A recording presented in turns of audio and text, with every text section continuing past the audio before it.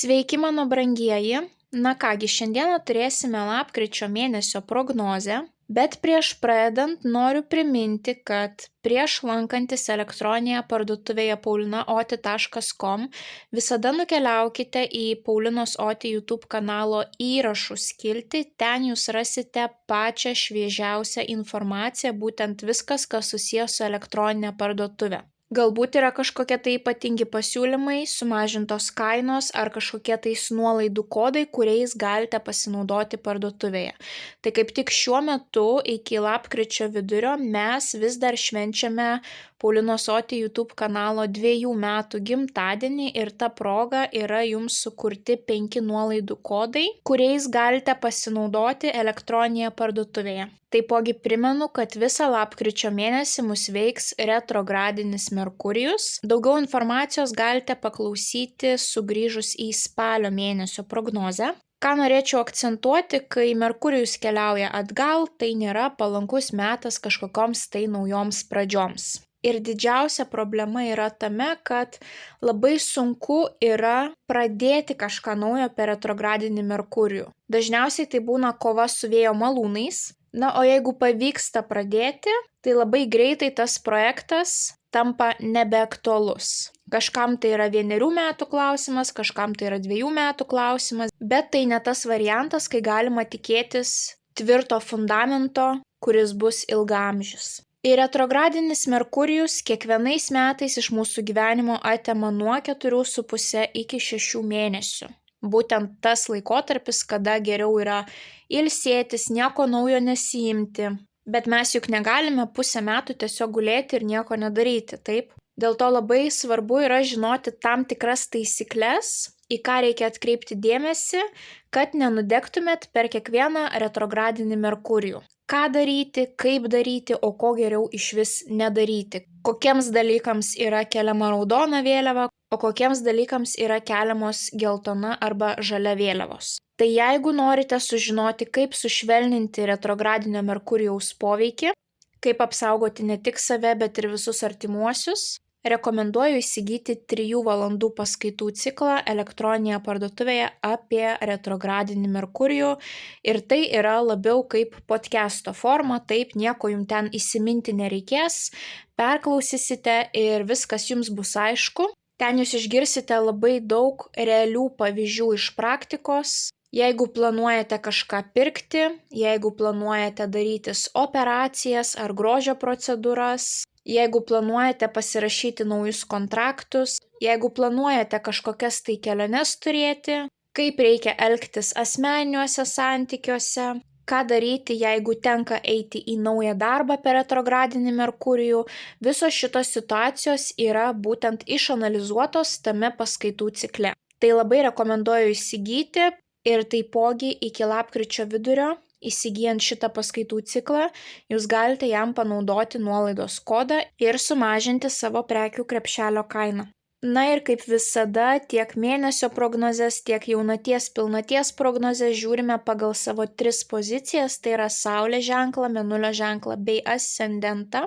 Tokiu būdu jūs pamatysite labai išsamų detalų savo laikotarpio vaizdą.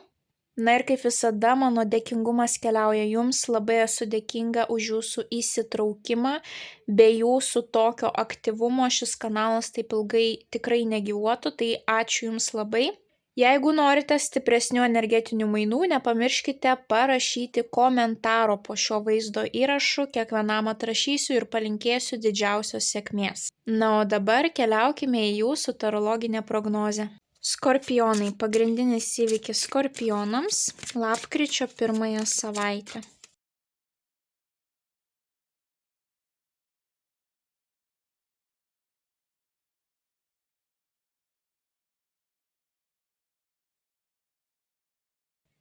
Vienas patarimas skorpionams apie jų lapkričio mėnesį. Bei viena mėnulio žinutė skorpionams apie jų lapkričio mėnesį.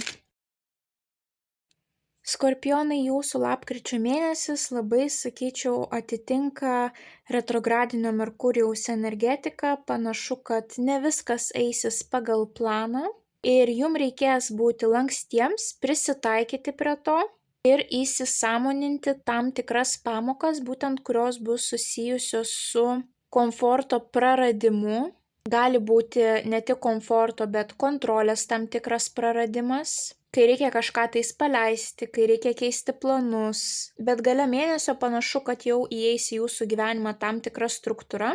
Pas jūs yra svarbios transformacijų kortos. Lengvesnės savaitės bus 1 ir 4, o sudėtingesnės, į kurias reikės atkreipti daugiau dėmesio, tai būtent bus 2 ir 3. Bet panašu, kad jums pavyks išmokti tas pamokas. Svarbiausia yra būti labai sąmoningiems ir atkreipti dėmesį į tai, ką kortos sako, ir tikrai imtis tam tikrų veiksmų, kad pagerinti savo tą emocinį foną, taip? Tai prie patarimų dar sugrįšime. Norėčiau pradėti nuo jūsų mėnulio žinutės. Jums iškrito tokia žinutė: kūnas geriausias kompasas šiame gyvenime, jis niekada nemeluoja. Ir vat būtent lapkričio mėnesį jums bus labai svarbu atkreipti dėmesį į tai, ką jums kūnas sako. Ir ypatingai tai bus svarbu 2 ir 3 savaitę. Ir jūsų mėnesio patarimui iškrito monetų 9. Nuostabi korta, kuri kaip tik įrodo tą finansinį fundamentą, saugumą, rūpinimąsi savimi, meilės parodymą savo. 9 dažniausiai yra labai asmeniška individualistų korta, tai reiškia, kad jinai nesusijusi su kitais žmonėmis. Jeigu verslas, tai yra būtent jūsų verslas, nesamdomas darbas, taip? Jūsų grožis, jūsų sveikata, laikas savo, vertinimas to, ką jūs jau turite. Jeigu karjeros kažkokie tai pasiekimai, tai yra jūsų asmeniniai pasiekimai. Jeigu pinigai, tai yra jūsų pinigai, taip. Ir panašu, kad jūs eisite link šito saugumo ir rūpinimosi savimi visą mėnesį. Va tos pagrindinės pamokos, kurios jūsų laukia 2 ir 3 savaitę, jos būtent ir bus susijusios su tuo, kaip tapti savarankiškiems, nepriklausomiems, kaip jausti saugiems patiems su savimi ir kaip įmanoma sustiprinti savo finansinę situaciją. Ir į visus šitus klausimus jums atsakys jūsų kūnas. Labai detaliai reikės analizuoti, ką jums kūnas sako. Tai labai bus svarbus sąmoningumas, buvimas momente, kad pajaustumėte savo kūną, taip? Čia bus jūsų geriausias kompasas visą lapkričio mėnesį. Tai pradėkime nuo jūsų 1 savaitės. 1 savaitė pas jūs bus labai aktyvi ir panašu, kad jūs būsite užsidegę ir patenkinti rezultatu, kadangi jums iškrito taurių 9. Taurių 9 yra pasitenkinimo savimi korta, būtent kai jūs galite savo pasakyti, aš esu šaunuolis, aš esu šaunuolė. Kai jūs džiaugiatės tuo, ką turite, jūs jaučiate tam tikrą pilnatvę, galite pasimėgauti savimi, galite save palepinti, turite galimybių, taip. Tai yra harmonijos, pilnatvės, sėkmingo rezultato korta, kai galite švęsti kažkokį tai savo sėkmingą rezultatą. Kad ir kas benutiktų, jūs jaučiate pilnatvę, taip? Didžiavimąsi savimi, ten, kur jūs esate, kiek jūs pasiekėte, taip? Šalia jums taipogi iškrenta lazdų riteris. Lazdų riteris yra labai aktyvi korta, kuri gali rodyti arba, kad jūs daugiau turėsite judėti, arba jūs daugiau sportuosite, būtent kažkokios tai fizinės veiklos, arba jūs daugiau naudositės automobiliu ar viešuoju transportu. Tai gali būti ir kelionės korta, ir taipogi korta, kuri rodo, kad reikalai įsivažiuoja, įsibėgėja. Arba jūs turite daug motivacijos. Užsidega pas jūs, įsižiebė viduje ugnis, taip? Tai jūs įsižiebsite, jūs gausite gerą rezultatą ir taipogi jums iškrito didysis arkanas mirtis. Tai yra korta, kuri rodo atgimimą, transformaciją. Būtent skorpionai tai yra jūsų korta, pilnai būsite savo energetikoje. Tai šita korta rodo, kad kažkas gali pasikeisti jūsų gyvenime. Ar tai jūsų miego režimas, ar tai jūsų mityba, ar tai jūsų įsitikinimai, vertybės, ar jūs nuspręsite keisti savo išvaizdą, ar jūs nuspręsite tobulinti būstą, kuriame gyvenate. Taip, viskas, kas susijęs su tam tikrais pokyčiais. Tai vat panašu, kad jūs kažką tais keisite savo gyvenime pirmąją savaitę, turėsite labai daug užsidegimo, motyvacijos tiem pokyčiam, arba dėsite vat paskutinį tašką.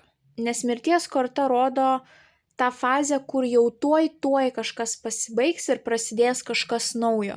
Tai gali būti, kad jūs būsite labai užsidegę kažką tais pabaigti savo gyvenime ir jūs džiaugsitės tuo rezultatu, arba gali būti, kad jūs nuspręsite transformuoti tai, ką jūs jau turite savo gyvenime. Taip, ar tai būstą, ar tai kažką taisyti, remontuoti, ar kitaip dekoruoti, ar jūs nuspręsite labiau pasirūpinti savo sveikata ir transformuoti savo požiūrį į sveikatą. Taip, bet kokiu atveju kortos rodo, kad kažkas laimingai pasibaigs ar kažką jūs laimingai transformuosite ir panašu, kad ir turėsite jėgų ir daug kažką veiksite ir būsite patenkinti rezultatu. Tai pirmoji savaitė pas jūs tokia karšta, ugninga ir atnešanti gerą rezultatą. Tai visos kortos yra pozityvios. Tai panašu, kad pirmąją savaitę jūs būsite patenkinti. Dabar kalbant apie jūsų antrąją savaitę, čia jūs jau turite būti ypatingai sąmoningi ir įvesti į savo gyvenimą tam tikras praktikas, kurios padėtų jums antrąją ir trečią savaitę nugyventi kuo ramiau. Jums iškrito kardų devynetas. Kardų devynetas yra pergyvenimo korta, didžiulio nerimo korta, kai jūs negalite užmigti, vis sukate savo galvoje taip įvairiausias mintis, įvairiausius scenarius ir dažniausiai tai yra tokio per didelio dramatizavimo korta, kai jūs strateguojate, mąstote į priekį, bet nusivažiuojate visi tokius negatyvius scenarijus, taip.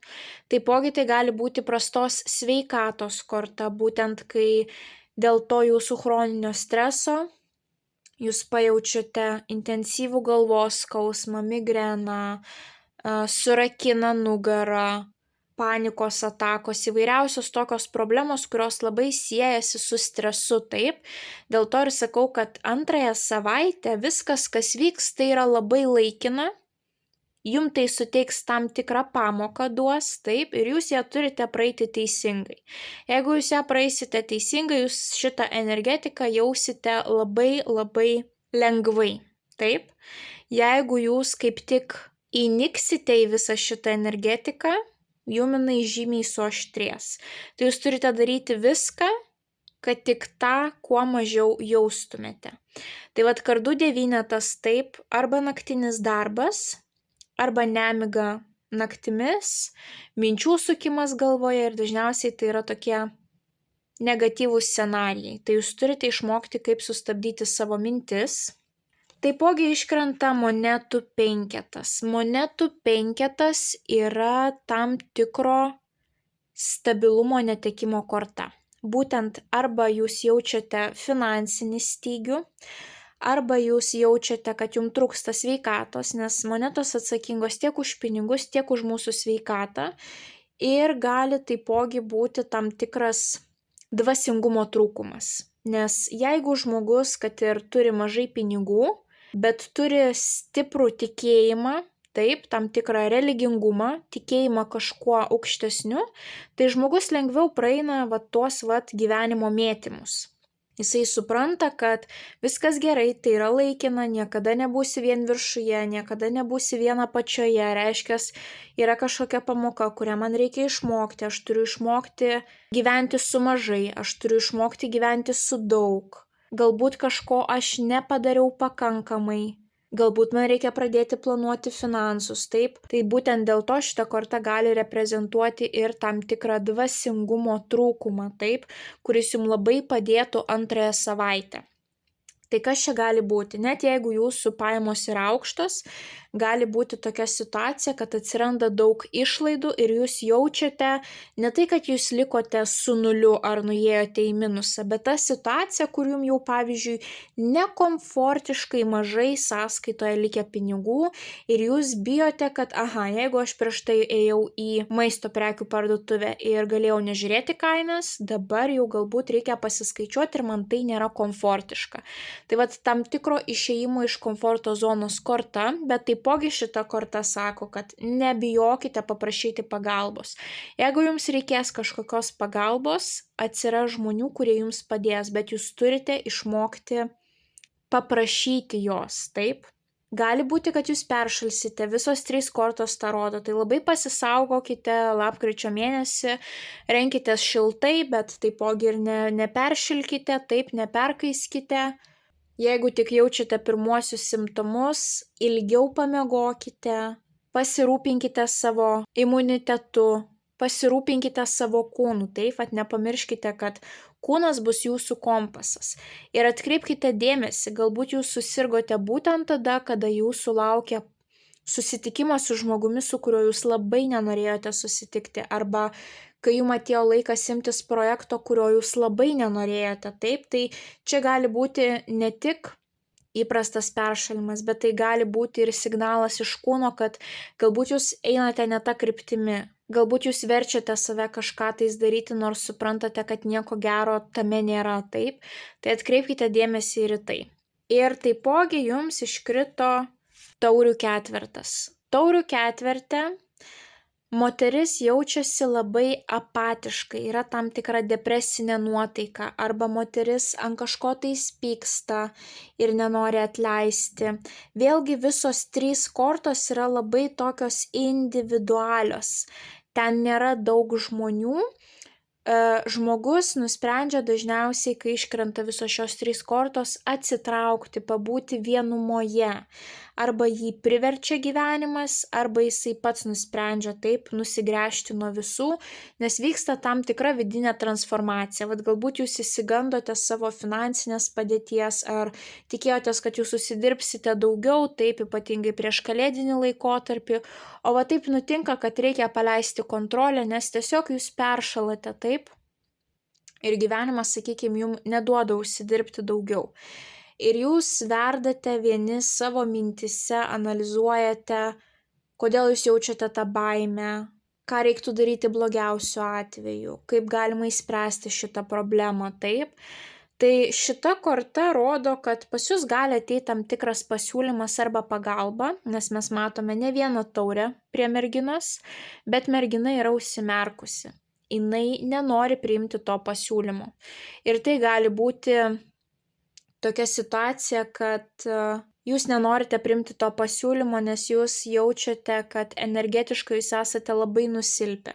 Ir tai yra normalu, taip, nebėkite, nešokite į naujus projektus, ypatingai kai yra retro Merkurijus. Gali būti tokia situacija, kad nėra naujo kažkokio pasiūlymo, bet tiesiog jūs visą antrąją savaitę virsite tokioje aukos nuotaikoje, taip, kad kodėl taip gyvenimas man daro. Tai labai svarbu nevirti pyktyje, kontroliuoti savo mintis ir kuo greičiau palikti tą aukos poziciją. Jeigu jums reikia laiko atsigauti, pailsėti, puiku, bandykite atgauti jėgas, ilsėtis, klausyti savo kūno, bet jeigu jūs jau bandote krauti savo bateriją, tai tuomet nepergyvenkite dėl pinigų, taip? Nes šiaip savo monetos reprezentuoja ir sveikatą, ir pinigus. Kaip sakoma, kad jeigu jūs neturite pinigų, reikia klausti ne kodėl aš neturiu pinigų, o kodėl aš neturiu pakankamai energijos užsidirbti tuos pinigus. Energiją ir pinigai galima visada dėti lygybės ženklą. Jeigu žmogus laiku neatstato savo jėgų, pinigų pas tokį žmogų nebus. O jeigu yra ateis tie pinigai, didžiąją dalį jų reikės išleisti būtent sveikatos gerinimui ir vėl žmogus nueina į tam tikrą pradinę stadiją, nuo kurios pradėjo. Tai labai svarbu išmokti laiku pasikrauti savo bateriją, neišsekinti jos, kad neatsirastų tam tikrų chroniškų ligų, išmokti palaikyti balansą tarp poilsio ir darbo ir nepamiršti būtent ir dvasinį elementą. Nenueiti vien į materialų pasaulį, bet taipogi nenueiti vien į religingumą, dvasingumą. Taip, turi būti balansas. Mes gyvename tokiame pasaulyje, kur viskas turi būti subalansuota. Vėlgi, tiek sveikata, tiek finansai, tiek dvasingumas eina koja kojon. Ir jeigu jūs sugebat visą tai suharmonizuoti, jūs galite pasiekti gerų rezultatų.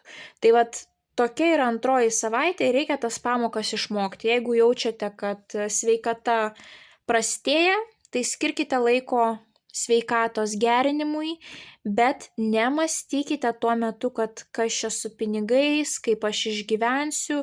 Jūs turite praeiti tą pamoką taip, kad kartais mes turime daugiau komforto gyvenime, kartais mes jo turime mažiau, bet po šitos savaitės jūs pasijausite šiek tiek ramesni, kad aš pajaučiau tą komforto stygių, bet aš su juo susitvarkiau ir galiausiai nieko tokio blogo nenutiko. Taip, kad vis dėlto įmanoma ir šitaip išgyventi, jeigu jau gyvenimas tokią situaciją atsiunčia.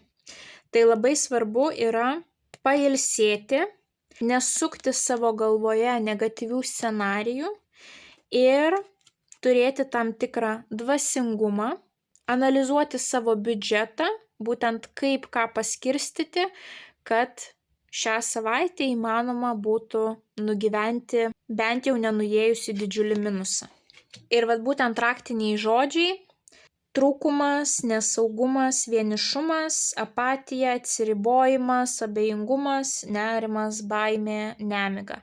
Tai vat labai atkreipkite dėmesį taip, kad tiek sveikata būtų pasirūpinta, tiek emocinė būsena, tiek kažkaip tai subalansuoti tuos finansus, kurie pas jūs šiuo metu yra. Dabar kalbant apie jūsų trečiąją savaitę, kažkas gali eiti ne pagal planą, o per retro Merkurijų neįmanoma padaryti taip, kad viskas eitų pagal planą. Tai čia jūs, kaip ir sakau, labai pateksite į tą retrogradinio Merkurijaus energetiką. Ir svarbiausia korta, kuri jums iškrenta, tai yra bokštas. Bokštas kortoje dažniausiai griūna. Kažkam tai tiesiog gali reprezentuoti būsto reikalus, galbūt jūs būsite susifokusavę į būsto tam tikrus klausimus. Kitiems griūnantis bokštas rodo, kad kažkas netikėto, kažkokia situacija bus labai netikėta ir jums reikės greitai reaguoti, jūs galite būti nepatenkinti, nes galbūt jūs mėgstate viską kontroliuoti, o šiuo atveju jums nepavyks kontroliuoti, jums teks patiems būti lankstiems, kai jums tenka greitai reaguoti arba savo prioritetus numesti į šalį, taip kažkas tai keičiasi. Ir taipogi jums iškrenta kardų trejetas. Ta situacija gali būti susijusi su 3 žmonėmis, būtent kadangi yra 3 kardai. Taipogi tai gali būti vėlgi sveikatos problemos ar operacija, kadangi mes matome į širdį suvarytus peilius, tai būtent ašmenys kūne, tai kažkam tai gali reprezentuoti operaciją, kuri gali būti ekstra, taip, nes bokštas rodo kažką tais netikėto, kaip žaibas trenkia iš giedro dangaus. Arba ne jums operacija, o jūsų artimajam, taip. Na ir taipogi kardų trejetas gali rodyti, būtent jeigu esate širdininkai, kad suprastėja širdies veikla, taip. Kažkam tais yra permušimai, kažkam tais yra aukštas kraujospūdis, žemas kraujospūdis, taip. Įvairiausios tokios situacijos. Dėl to vėlgi tiek antrąją, tiek trečiąją savaitę nemastykite savo galvoje kažko negatyvaus, kontroliuokite tai, kad visa tai neperaugtų į sveikatos problemas, kurių jūs tikrai galėjote išvengti, jeigu jūs elementariai pakvėpuotumėte, pasivaikščiotumėte gamtoje, turėtumėte jėgos treniruotes ar tiesiog pašoktumėte, sveikiau maitintumėtės, laiku eitumėt miegoti, taip, turite savimi užsiimti ir save mylėti ypatingai stipriai tiek antrąją, tiek trečiąją savaitę. Ir taipogi kardų trejetas rodo ne tik sveikatos problemas, bet kardų trejetas gali rodyti, kad kažkas emociškai pažeidė jūsų širdelę. Tai būtent galbūt kažkas netikėtai atsisako planų, kurie buvo kartu su jumis, taip, ir tai jūs įžeidžia, nuliūdina. Tai gali būti netikėtas argumentas, pyktis kažkoksai tai šeimoje ir gana stiprus, kurio jūs nesitikėjote, arba kaip tik susipykimas dėl nieko. Taip labai dažnai būna per retrogradinį Merkurijų, kai vyksta elementarus nesusikalbėjimas ir lygioje vietoje atsiranda konfliktas, taip. Tai vėlgi trečią savaitę būkite labai sąmoningi, neprisakykite per daug kažkokių tais piktų kalbų, taip, kontroliuokite savo emocijas, būkite sąmoningi bendraudami su kitais. Jeigu jaučiate, kad planai griūna, nieko tokio. Kartais taip nutinka. Yra kažkokia priežastis, kodėl taip nutiko, taip gyvenimas galbūt jūs norėjo kitą linkmę pakreipti. Bet kokiu atveju, jeigu tai bus kažkoksai tai stiprus sukrėtimas, tai bokštas sako, kad pamatai nebuvo tvirti, dėl to šita situacija ir nutrunka, galbūt ryšys su kažkuo, galbūt jeigu turite savo verslą, ateina darbuotojas ir sako, viskas, aš noriu išeiti iš darbo, jums tai yra būtent kaip peilis į širdį, jūs jaučiatės išduoti, bet tai nėra susijęs su jumis. Taip, tiesiog žmogus nori augti ir jūs turite tai priimti, kad kartais kontrolė dingsta iš jūsų rankų, taip. Arba jūs turėjote daug planų ir vėlgi sveikata jūs pakerta, taip, ir vėlgi jūs suprantate, kad reikia būti lankstiems, reikia keisti prioritetus, nes į pirmą planą ateina sveikata. Ir taipogi jums iškrenta didysis arkanas Vežimas. Tai yra labai užsidegusio, disciplinuoto, motyvuoto žmogaus korta, kuris turi tikslą, eina jo link, bet kažkas griūna, taip. Ir gali būti, kad jūs buvo tokie užsidegę, kad dabar eisiu, dirbsiu, darysiu ir kažkas ateina ne pagal planą, taip, ir jūs turite lankščiai tai reaguoti, nesusipykti su kažkuo, blaiviai mąstyti, strateguoti, ką galima daryti toliau, pliusai, minusai, taip. Taipogi Vežimo korta reprezentuoja automobilius ir keliones. Tai galbūt ar jūsų automobilis gali sugesti, jums reikės įgabenti į autoservisą, taip, per retro Merkurijų labai dažnai yra įvairiausių tokių situacijų kelyje nenumatytų, tai saugokite save, taip. Arba gali būti, kad jūs galbūt turėjote važiuoti į kelionę, bet skrydį atšaukė, skrydis yra atidedamas. Tai vėlgi visi patarimai apie tokias situacijas bus elektroninėje parduotuvėje retrogradinio Merkurijaus paskaitų cikle. Bet taipogi šita korta sako, kad ir kas be nutiktų, jeigu turite kažkokį tai didžiulį tikslą, taip, šita korta sako, vadžius yra jūsų rankose. Ir niekas neturėtų iš tų vėžių jūsų išmušti. Kad ir ten kažkokie bokštai grius, ar kažkokie nesutarimai, konfliktai, klientų nepasitenkinimas, įvairiausios situacijos, jūs vis tiek turite tolumoje turėti tą tikslą ir eiti jo link. Taip, galbūt jums reikės pakeisti priemonės, įrankius, taip, bet jūs nepameskite to tikslo. Tai nereiškia, kad reikia viską mesti, tiesiog reikia lankščiau viską pažiūrėti ir pakoreguoti tam tikrus planus, nes tiesiog kartais jau gyvenime taip atsitinka. Bet tai nereiškia, kad jums reikia viską mesti, taip. Ir panaši labai čia energetika gaunasi tiek trečios, tiek pirmos savaitės. Būtent mes čia turime riterį, kuris labai yra užsidegęs, motyvuotas, ir čia mes turime Vežimą, kuris taipogi rodo tą ryžtą užsidegimą. Ir šalia jums iškrenta tos stiprios transformacijų kortos. Mirtis ir bokštas, taip, tam tikri pokyčiai. Čia labiau tie pokyčiai gali būti jūsų sukurti, čia labiau jie gali eiti iš aplinkos, bet pilnai gali būti, kad jūs patys nuspręsite kažką tais griauti savo gyvenime. Čia trečiąją savaitę gali būti netgi ir pavyzdžiui, kad jūs sužinote, kad jūsų santykiuose yra trečias žmogus.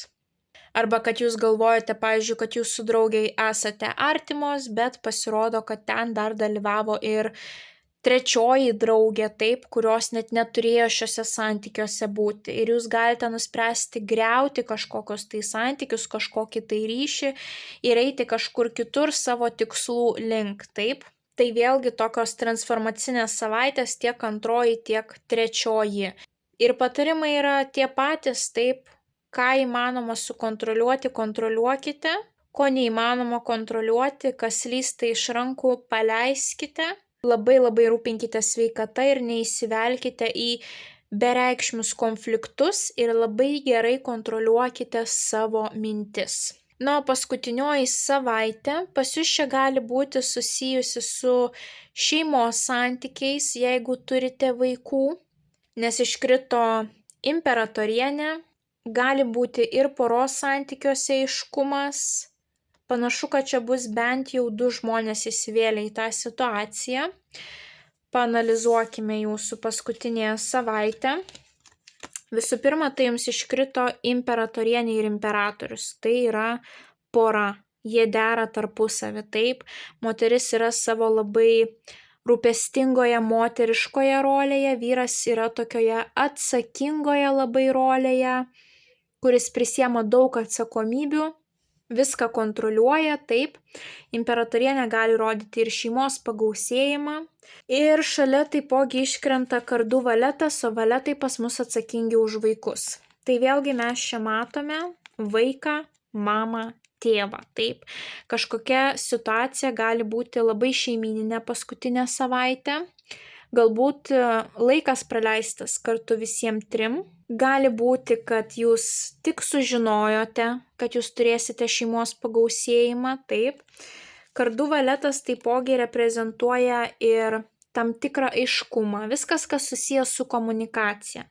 Gali ateiti svarbi žinutė, gali ateiti svarbus skambutis, su kažkuo gyvai susitiksite ir turėsite įdomų pokalbį, gali būti tam tikros sutartis, nors aišku, retro Merkurijus geriau nieko nepasirašinėti, gali būti reikalai susijęs su tam tikrais dokumentais, arba tiesiog aiškumas atkeliauja į situaciją. Galbūt, jeigu čia buvo situacija, į kurią buvo įpinti 3 asmenys, taip, ir kažkas buvo neaišku, galbūt jūs 2 savaitę vis apie tai mąstėte, 3 savaitę jau čia kažkas vyksta realūs, kažkokie tai veiksmai susijęs su 3 asmenimis, tai galutinai aiškumas turi ateiti paskutinėje savaitę, būtent kas čia įvyko, kodėl tai įvyko, kaip tai spręsti, kur link keliauti, taip.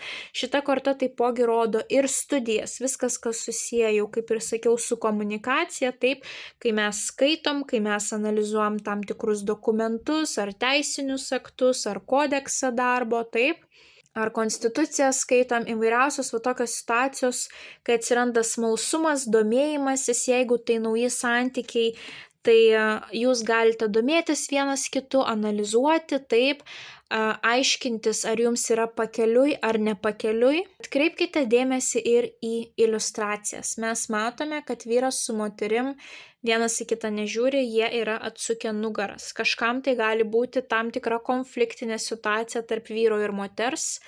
Ir būtent moters pusėje yra tavo vaiko korta. Galbūt mama likusi su vaiku, taip, o tėtis yra atskirtas, atsiskyręs, įvairiausios tokios situacijos gali būti. Ir būtent 3 savaitės kardų trejetas gali rodyti, jeigu esate vaiko vaidmenyje, galbūt nesutarėte su savo mama ir tėčiu, jeigu esate moteris, galbūt nerandate bendros kalbos su savo vaiku ir antrąja puse, taip, ar visi turi kažkokią tai savo nuomonę. Tai tokios įvairiausios situacijos gali būti paskutinėje savaitę. Jeigu jūsų santykiuose viskas gerai, tai šita korta kaip tik rodo, kad gali ateiti daugiau aiškumo į jūsų gyvenimą, kažkokie tai svarbus dokumentai, struktūra, planas ateities, taip, nes kardų valetas būtent rodo tam tikrą planavimą, strategavimą, ką ateitį darysime, labai tą logišką energiją, taip. Galbūt jūs gausite žinutę iš savo praeities mylimojo, kadangi tai yra retro Merkurijus, visi žmonės iš praeities grįžta. Galbūt ne šiaip savo, šita pora yra nusisukę vienas nuo kito, taip, galbūt tai buvo praeities kažkokie santykiai ir jūs gaunate tą svarbę žinutę, laišką, ar netikėtai susitinkate ir pasikalbate. Kažką galite sužinoti, ko anksčiau nežinojote, kas buvo būtent nematoma jums. Čia gali būti ir situacija, kad imperatorius yra jūsų darbdavys arba žmogus, kuris turi įtakos jūsų gyvenimui, taip, kuris kontroliuoja jūs. Tai gali būti jūsų tėtis, jūsų senelis, jūsų vyresnysis brolis, jūsų darbdavys, kažkokios tai valstybinės institucijos, taip. Ir imperatorienė yra ta moteris, kurią imperatorius apsaugo, kuria imperatorius rūpinasi. Na, o būtent kardų valetas gali rodyti arba vaikus jūsų, arba tam tikrus kontraktus, žinias, viskas, kas susijęs su planavimu, logika, racionalumu, dokumentais, sutartimis. Imperatorienė pas mus taipogi atsakinga už estetiką, grožį, meilę savo ir meilę aplinkiniams. Tai čia gali būti ir situacija, kad jums teks rūpintis savo vaikų ir savo vyrų paskutinėje savaitę, tai arba jums pasitaikys galimybę pasirūpinti ir savimi. Norėčiau patikslinimui dar vieną kortą jums ištraukti 4 savaitėj. Jums iškrito šventikas, vėlgi dar viena korta reprezentuojanti mokslus, taip, mes matome pelėdą, mes matome žinias, mes matome knygą ir taipogi vėlgi šventikas yra labai panaši korta į imperatoriaus kortą, tik jeigu imperatorius yra labai užsispyręs, kategoriškas, tai šventikas yra labiau išmintingas žmogus, kurio patarimų reikia klausytis. Vėlgi tai gali būti visos institucijos, kaip universitetai, mokyklos, darželiai. Galbūt jūs kaip tėtis ir mama keliausite, tvarkysite reikalus susijusius su jūsų vaiku. Galbūt tai yra susirinkimas darželyje, galbūt tai susirinkimas mokykloje. Galbūt jūs padėsite savo vaikui mokytis ar planuosite, dėliosite planus, strategiją, ką jūsų vaikas darys ateityje, kur stos, ką studijuos, taip. Jums iškrito paskutiniai savaitėj būtent 2 kortos, kurios rodo institucijas, kurios gali mus kontroliuoti. Vėlgi šios abi kortos rodo išmintingus asmenis mūsų gyvenime, į kuriuos reiktų lygiuotis, gali būti netgi tam tikras mentorius, karjeros mentorius, taip. Žmogus, kuris gali suteikti labai gerą patarimą laiku ir vietoje, galbūt dėl to pas jūs ateina tas aiškumas galiausiai, taip. Tai gali būti net ir kunigas, kažkoksai tai santykių patarimas jūsų, būtent kaip poros, jeigu jūs esate pora. Kitu atveju tai gali būti būtent tokia situacija, kad jums reikės tvarkyti tam tikrus reikalus, dokumentus valstybinėse įstaigose, savivaldybėje, tvarkyti reikalus susijusius su sodra, su mokesčių inspekcija, su užimtumo tarnyba, taip, galbūt jūs nuspręsite kažką tai studijuoti, imtis kažkokių tais kursų, kurie bus valstybės remiami, taip, na, kažkam iš jūsų tai bus santykių situacija. Tai labai svarbu paskutinėje savaitę atkreipti dėmesį į logiką, kadangi jums iškrito kardų valetas, kuris yra žingeidus, logiškas, daug skaitantis, daug kalbantis, analizuojantis, taip. Studijos mokslai jums gali būti labai svarbus paskutinėje savaitę. Nepamirškite rūpesčio savimi ir kitais. Ir nepamirškite, kad jūs priklausote tam tikroms struktūroms ir jūs turite gerbti tam tikras taisykles. Na, pavyzdžiui, tai gali būti jūsų gyvenamo namo bendruomenė. Tai gali būti savivaldybė, tai gali būti tam tikri įstatymai, reikalavimai valstybės lygių, tai gali būti jūsų tėčio, mamos reikalavimai, taip. Vis dėlto tai yra tiek imperatorius, tiek šventikas rodo, kad turite kažkam įtikti, turite vadovautis tam tikromis jau nustatytomis taisyklėmis, jeigu norite pasiekti savo rezultato. Nepamaišytų jums paskutinėje savaitę vėlgi tas dvasingumas, taip. Jeigu čia mes turime tokią situaciją, kad trūksta dvasingumo, tikėjimo geresniu rytojumi, tai čia jau mes turime arba patys remiamės į savo tam tikrą religingumą, arba tai gali būti, kad šalia jūsų atsiras naudingi žmonės, autoritetai, kurie jūs įkvėps, motyvuos, taip ir atsiras tam tikras saugumas. jūs suprasite, kad viskas vyksta ne šiaip savo. Tai pabaigai prisiminkime jūsų patarimus mėnesiui. Labai svarbi bus sveikata, kūnas jūsų geriausias kompasas šiame gyvenime, jis niekada nemeluoja. Atkreipkite dėmesį į savo savijautą, galbūt prie tam tikrų žmonių jūs pykina, nemalonu, jūs tampate labai išsekę, nieko nebenorite po to pokalbio daryti, taip. Kaip jūs jaučiatės apskritai, ar jūs pakankamai miegate, ar jūs laiku einate miegoti, ką jūs dedate į savo kūną, taip, būtent koks maistas, ar jūs pakankamai judate. Visi šitie dalykai bus labai svarbus ir ypatingai minčių higiena lapkričio mėnesį jums bus labai svarbi. Na ir monetų devynetas, savarankiškumo, nepriklausomybės korta ir tam tikro susikurto fundamento. Nepamirškite, kad šitie sunkumai, šitie išbandymai yra tik laikini. Prisiminkite, kiek jūs jau esate pasiekę. Ir kad viso to pasiekti, vėlgi jums reikėjo pereiti tam tikrus išbandymus, tai šis mėnuo irgi neišimtis, pereinat tam tikras pamokas, išbandymus, įsisavinat tą pamoką ir pakylate laipteliu aukščiau. Taip, čia yra būtent gyvenimo neišvengiama dalis. Nepamirškite meilę savo, rūpinkite savimi, mėgaukite savimi, būtent kaip šita moteris yra pilnoje harmonijoje pati su savimi. Ir kad ir kas benutiktų aplink jūs, nepamirškite, kad jūs jau esate daug ko pasiekę ir tos porą savaičių, kur reikia galbūt pailsėti ar per daug išlaidų buvo, jos nenusako, kad jūs tampate kažkokiu tai mažiau sėkmingu žmogumi. Jos kaip tik būtent tos savaitės, antroji, trečioji, jos kaip tik padarys jūs stipresniu žmogumi. Tai meilė savo, rūpestis savimi, rūpinimasi sveikata, savo minčių kontrolė ir labai bus svarbus lankstumas lapkričio mėnesį. Ir būtų nuostabu, jeigu jūs išmoktumėt pajausti tą vidinį saugumą, net kai ir atrodo, kad aplink jūs viskas griūva, bet kad viduje jūs jaustumėte, kad viskas gerai, kad ir kas benutiktų išorėje, viduje aš jausiuosi saugus, saugi.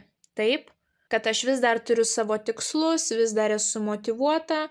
Jeigu gyvenimas šiek tiek lėtina mano tempą, stabdo kažką ar perkelia vėlesniam laikotarpiui, viskas gerai, nieko čia tokio blogo nenutiko. Tai va toks jūsų transformacinis mėnesis, brangieji skorpionai.